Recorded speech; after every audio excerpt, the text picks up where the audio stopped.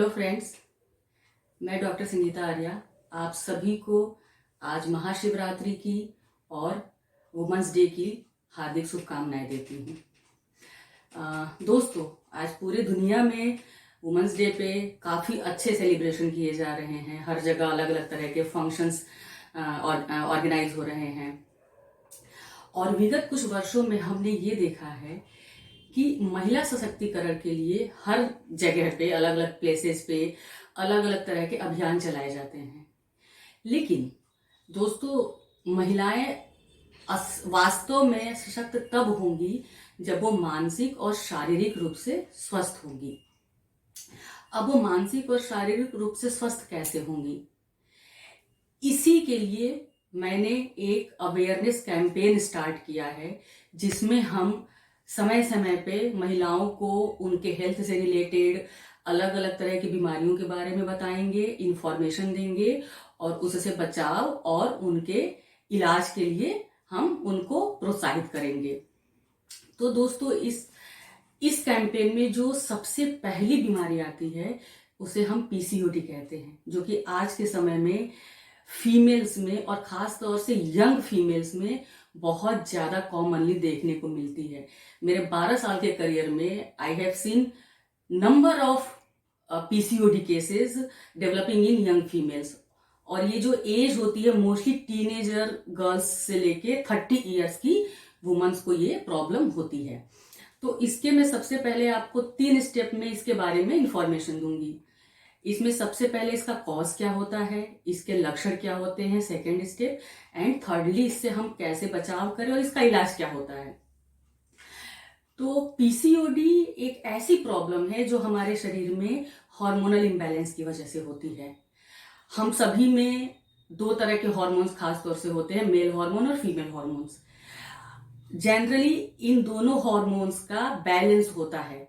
अगर female body है तो फीमेल्स में फीमेल हार्मोन ज्यादा होता है और मेल हार्मोन कम होता है। लेकिन जब ये इम्बैलेंस हो जाता है और मेल हार्मोन ज्यादा सिक्रीट होने लगता है, फीमेल हार्मोन कम होने लगता है, देन एक प्रॉब्लम स्टार्ट होती है जिसको कि पॉलीसिस्टिक ओवेरियन डिजीज बोलते हैं।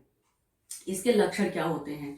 जो सबसे पहला इसका लक्षण होता है उसमें सबसे पहले हमारे पीरियड्स गड़बड़ होते हैं। शुरू में कुछ दिन के होंगे, स्कैंटी होंगे, मतलब कम फ्लो होगा और इरेगुलर होंगे, किसी महीने हुए किसी महीने नहीं हुए। आगे चल के ये 7 to 8 मंथ्स के लिए भी सप्रेस हो सकते हैं मेंसेस हमारे। इसका जो सेकेंड सिम्टम होता है उसमें हमारे फेस पे छोटे छोटे पिंपल्स निकल आते हैं, बॉयल्स निकल आते हैं, वो रेड हो सकते हैं, उसमें पस भी आ सकता है, पस्चुलर दाने भी हो सकते हैं और वो फेस से स्प्रेड होके शोल्डर्स तक भी हो सकते हैं। फेशियल हेयर होने लगता है। कभी कभी फीमेल्स में क्या होता है, जो फेशियल हेयर्स होती है लाइक मुस्टैच एंड बियर्ड भी आने लगती है और हेयर लॉस होता है, हेड से हेयर लॉस होने लगता है। ओबेसिटी होने लगती है, फीमेल्स वेट गेन स्टार्ट करना शुरू कर देती हैं, जो कि एक्सरसाइज से बिल्कुल कंट्रोल नहीं होता है। आगे चल के यही सारी प्रॉब्लम्स इनफर्टिलिटी में कन्वर्ट होती हैं। वुमेन्स को कंसीव करने में बहुत प्रॉब्लम होती है और बाय चांस अगर कंसीव हो गया तो वो अबॉर्ट कर जाता है। कहने का मतलब प्रेगनेंसी एक हार्डल हो जाता है फीमेल की लाइफ में। और किसी भी कन्वेंशनल ट्रीटमेंट में इसका कोई इलाज संभव नहीं होता है। मैंने अपने इतने समय के कैरियर में ये देखा है कि कोई भी हार्मोनल पिल या कोई भी कंट्रासेप्टिव या कोई भी ट्रीटमेंट, इवन सर्जरी भी, समटाइम्स सर्जरी भी इसमें बिल्कुल भी कारगर साबित नहीं होती है। लेकिन ये जो पीसीओडी है इसका सबसे सेफ और इफेक्टिव जो ट्रीटमेंट है दोस्तों, वो होम्योपैथिक ट्रीटमेंट में है। हमारे यहाँ पे सैकड़ों केसेस पीसीओडी के ठीक हो चुके हैं, फीमेल्स की को कंसीव हो चुका है and they born a healthy baby. तो एक तो साइड इफेक्टलेस ट्रीटमेंट होता है होम्योपैथी।